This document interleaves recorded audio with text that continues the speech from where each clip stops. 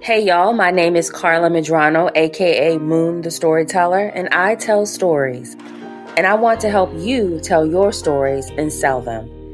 To one, I am a wife. To another, I am a mom. To thousands more, I am a nurse, a voice actor, a creator. And to you, I want to be your comic book marketer. So back in 2022, I pivoted from bedside nursing and decided to combine my knowledge and skills and my love for social media to help healthcare professionals market their products and services.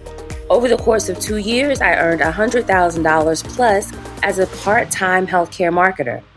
And when I started writing my own comic book, Luna, I poured all that I knew into ensuring that Luna saw the same success as my clients. As a result, Luna has had 2 successful Kickstarter launches, and most recently, I took lead on the marketing strategy behind the largest indie crossover event in history, the Epiphany Engine. That initiative raised over $60,000 in just 30 days. Joseph Illich, an award-winning Milestone and DC Comics writer and editor, gave me the title, The Misty Night of Marketing. So, I ain't new to this, y'all.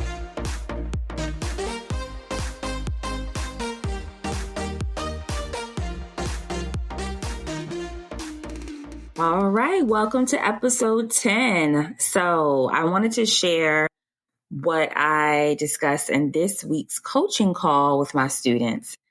So 2 of my students was able to join. One student is an Image, DC Comics, and Marvel best-selling author. And the other student is the founder and CEO of an indie publishing company. So I got the cream of the crop in the class. And I'm just really, really excited to assist them in polishing up and testing out, learning the different tools they have at their disposal to continue to build out their company. So today's call, we had both students have audiences, and they both are in the process of growing their email list. And that obviously is a continual thing that never stops, right? But both of them have audiences and both of them are growing their email list. But the difference between the 2 is one is already starting to see success from her email sales funnels that she's building out, while the other is not. So we took that half an hour to an hour and really helped that particular student kind of hone in on what she should be doing and how to kind of beef this email sales funnel up. So if you haven't already started an email list, you need to start an email list, okay? Because obviously, the social media channels do not belong to us, right? So you need to have an email list.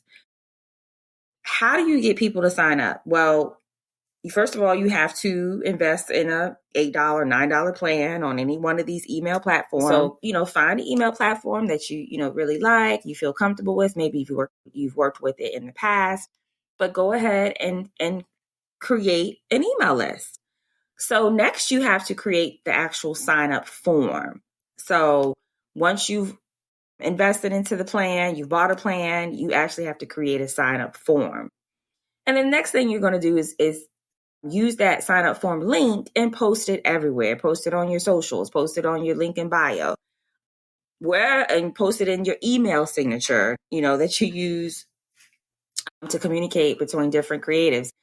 Just post it everywhere. Okay. In the course, we talk a little bit more about how to get creative, but for right now, just post that link everywhere. Tell people about it, send it to people. The goal is to try to get people into your email list because that is your community. That is the community that you have direct access to. There's no algorithms getting in the way. You have direct access to it. And of course, there's a few challenges. Sometimes the email lists end up in somebody's spam folder.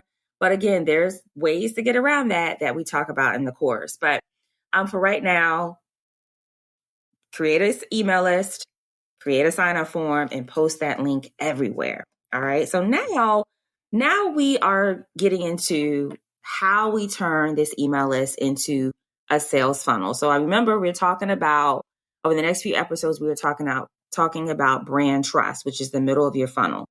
So this email list will allow people to flow into your funnel, the top of the funnel, which is brand awareness, right? So through your brand awareness strategies, you have let people know, hey, I got an email list. Okay. So people are flowing into your funnel, flowing into your funnel. So how do you get people to flow further down your funnel? Well, you have to build brand trust, and the email list is one way to do that. Okay. So you have to figure out what will work for you. Like for me, I send out email to you all once a week, right? Because that's what I feel works best for me. That works best for you. And I do a podcast every 2 weeks, right? So figure out what your bandwidth is and go from there. Now, the next question that my student had was, okay, I don't even know what to talk about. What do I talk about? Like, how do I build up trust? How do I get people to get, without coming off sounding as arrogant? How do I get people to know, who I am? How do I get people to buy my book? So the other student, who's a little bit more further down her sales funnels and having more success from her sales funnels, she was able to kind of give her some tips. And one of her tips was, create a welcoming email. So when somebody signs up to your list, you create an automation, okay, of 2 or 3 emails that will kind of give them a glimpse into who you are, what value you bring to their lives. And of course, obviously links to buy your book, right? Or pre-order your book or subscribe to your YouTube channel, wherever you are in your creative process at this time. So I really want to hone in on that first welcoming email, right? This is what the other student and I shared with this creator, okay? So people have signed up. What should that first email be? Should it be a 5-page dissertation about who you are and what you've done? Absolutely not. It should be short and sweet, but it should establish the why. It should validate why they signed up for your email list. Okay. It should basically tell people why they should be a part of your community. Okay. So this welcoming email should list your credentials, any relevant awards you've received, your why. Like, why did you become a creator? This is really where you're selling yourself, right? But in 1 paragraph or less, okay? Because you don't want to lose them, right? 1 paragraph or less. And I gave her this example. Imagine that you've been invited to host a panel at a comic book convention, right? There's multiple panels going on at the same time, right? And people are, walking by your room. They're looking at the sign. And let's say, 1 or 2 people decide they want to walk into your room, right? These are the people who sign up for your email list. They are walking into your room, but they haven't sat down yet because they don't know if they really want to stay.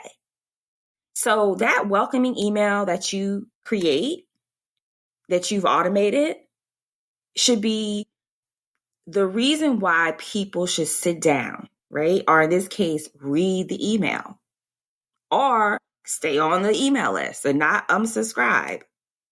You don't want to make it a long, drawn-out brag fest. You don't want to give them multiple links to click on. It should be short, sweet, and a snippet of who you are, and then 1 call to action, such as pre-ordering your book or subscribing to your YouTube channel. Don't overload them with too many options because most people don't have time to click on all those links. You can share multiple links in 1 email further down the road, but not right now, right? The goal right now is to get them to stay, to get them to sit down, to get them to get comfortable. So you want to let them know right away who you are and why they find value, why they will find value in what you have to share with them. Okay?